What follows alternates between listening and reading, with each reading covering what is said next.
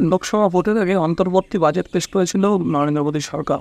সেই বাজেটে আয়কর পরিকাঠামোর কোনো পরিবর্তন করা হয়নি, কিন্তু এইবার তৃতীয়বার নরেন্দ্র মোদী সরকার যে বাজেট পেশ করেছে সেই বাজেটে আয়করের কি পরিবর্তন এসেছে, কি পরিবর্তন হয়েছে, যদি কোনো পরিবর্তন হয়ে থাকে সেটা নিয়ে আজকে আপনাদেরকে বিস্তারিত আলোচনা করব। দেখাবো আয়কর কাঠামোতে কী ছাড় এসেছে, কতটা ছাড় এসেছে, কাদের জন্য আয়কর কাঠামোতে বেশি সুবিধা ভোগ করছে, মধ্যবিত্তরা কি আদতেও কোনো সুবিধা পাবে কি পাবে না।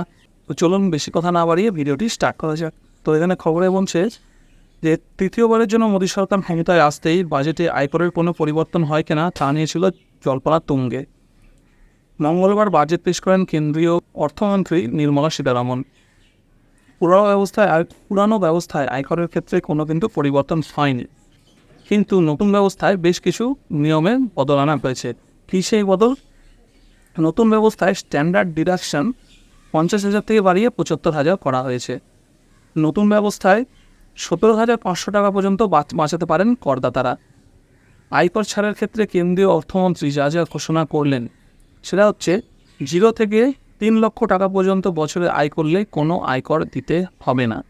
3 লক্ষ টাকা থেকে 7 লক্ষ টাকা পর্যন্ত যারা আয় করছে তাদের আয়কর দিতে হবে 5%, এবং বাৎসরিক 7 লক্ষ টাকা থেকে 10 লক্ষ টাকা যদি আপনাদের ইনকাম হয়ে থাকে সেক্ষেত্রে কিন্তু আয়কর দিতে হবে 10%, এবং বাৎসরিক আয় যদি 10 লক্ষ টাকা থেকে 12 লক্ষ টাকার মধ্যে হয় তাহলে সেক্ষেত্রে কিন্তু আয়কর দিতে হবে 15%, এবং 12 লক্ষ থেকে 15 লক্ষ টাকা পর্যন্ত যদি আপনাদের ইনকাম হয়ে থাকে বছরে তাহলে সেক্ষেত্রে আয়কর দিতে হবে 20%, এবং 15 লক্ষ টাকার বেশি যদি আপনাদের বাৎসরিক ইনকাম হয়ে থাকে সেক্ষেত্রে কিন্তু আপনাদের আয়কর দিতে হবে 30%। তো এই পরিকাঠামোটা কিন্তু আগাগোড়া যা ছিল প্রায় কয়েক বছর ধরে একই মেনটেন হয়ে এসেছে।